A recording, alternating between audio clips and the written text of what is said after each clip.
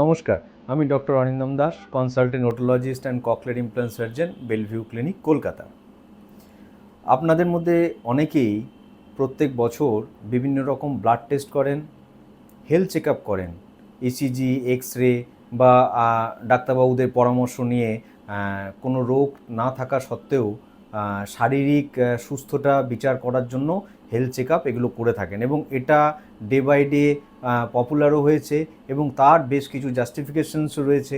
এখনকার দিনের আমাদের যে খাদ্যাভ্যাস এবং পলিউশন সমস্ত কিছুর জন্য যে রোগের প্যাটার্নও চেঞ্জ হয়েছে, বিভিন্ন রোগে মানুষ সবসময় জর্জরিত বা ভুগছেন, সেগুলো থেকে বাঁচার জন্য একটা বয়সের পর সবাই আমরা আজকাল হেলথ চেক আপ বা এগুলোতে মোটিভেটেড এবং সেগুলো রেগুলারলি হচ্ছে যে করিয়েও থাকেন। কিন্তু কখনো কি কানের খেয়াল বা কানের টেস্ট করানোর কথা ভেবেছেন?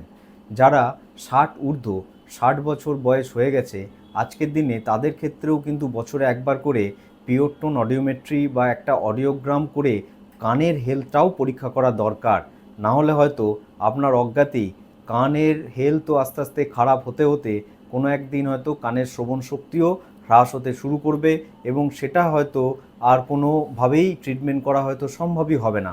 সেই জন্য নেক্সট বার যখন আপনাদের সবাই এই হেলথ চেক আপ বা ব্লাড চেক আপ করাবেন, তার সাথে কানের পরীক্ষা করার কথাও কিন্তু ভুলবেন না। নমস্কার।